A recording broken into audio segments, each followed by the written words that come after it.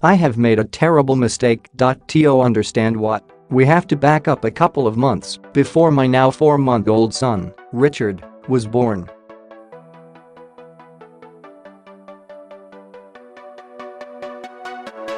Executive editor Mark Rechtin was trying to assign me a new long-term vehicle. In an email subjected Durango Dad, Mark wrote, "Figured you might need something a bit more kid-friendly than the long-term Hellcat you're getting out of."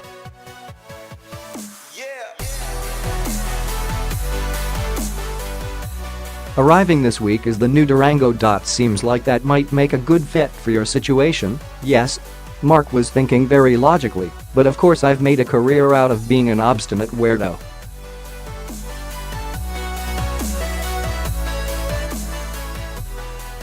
So no thank you, I'm not going to be a Durango Dad. I elected instead to wait until our 2017 Truck of the Year long-termer, a two-tone Ford F-250 King Ranch 4x4, showed up.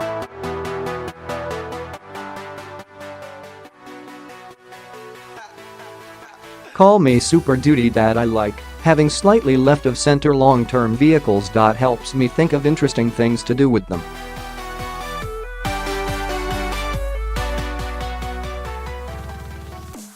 My first was a Cadillac CTS V-Wagon with a 6-speed manual. I drove that dreamboat across 11 states, plus Germany and Holland.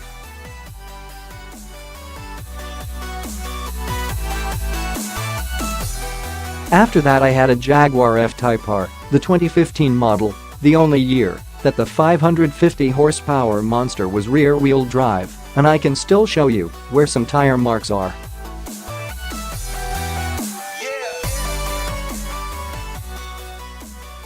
The Charger Hellcat, well, a 707 horsepower family sedan speaks for itself, doesn't it? I also had a Volvo S60 T5, but all I can remember about that car are the seats.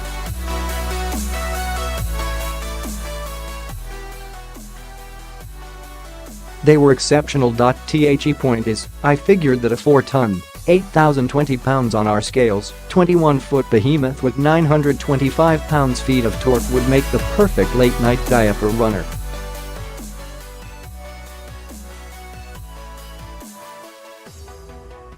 You know what? I was right. For about 3 weeks. When Richard was not quite 2 months old, we moved into our new home.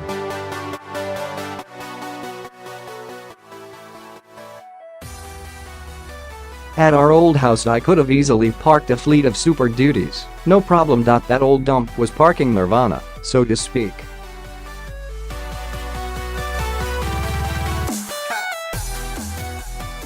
The new pad? Well, the listing read at the end of a cul-de-sac on a private street.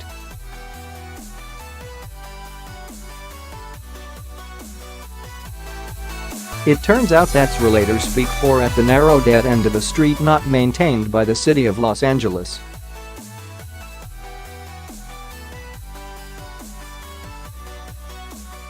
Although the whole family loves the new digs, I am slightly less in love with the big Ford.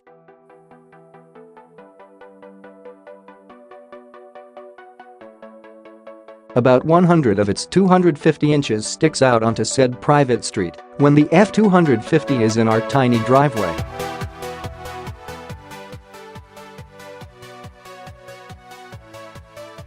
Did I mention that this is the short wheelbase Super Duty crew cab? The long wheelbase version is 16 inches longer. True, I can park it in front of the house, but then I have to back it all the way down a kinked narrow hill and then roll out half blind and backward onto a busy 4-lane street.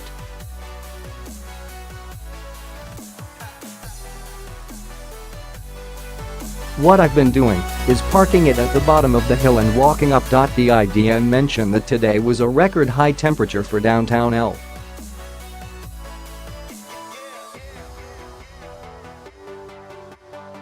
Obviously, none of the above is the truck's fault. After all, part of the reason we unanimously voted it our 2017 Truck of the Year was because of its mighty capabilities, such as being able to carry 7,630 pounds in its bed.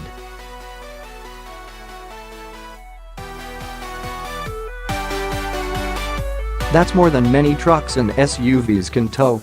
Those big L capabilities are strongly correlated to the Super Duty's bulk, its mass, and its sheer super truck scale.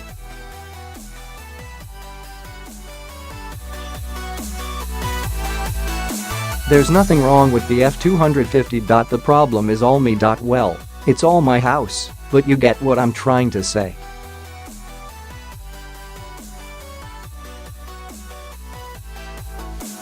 Parking woes aside, I dig everything else about my new ride. $78,355. I'm riding around in the ludicrously decadent King Ranch version, sitting up high above it all.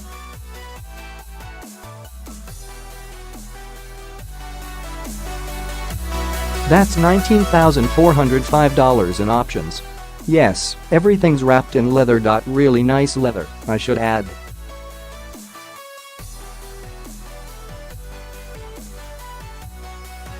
Can I get enough of the giant, panoramic sunroof? Hell no.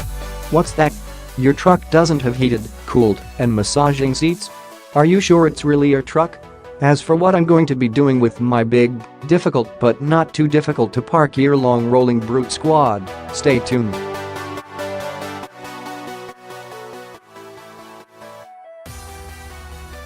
But I'm thinking a road trip is definitely in order.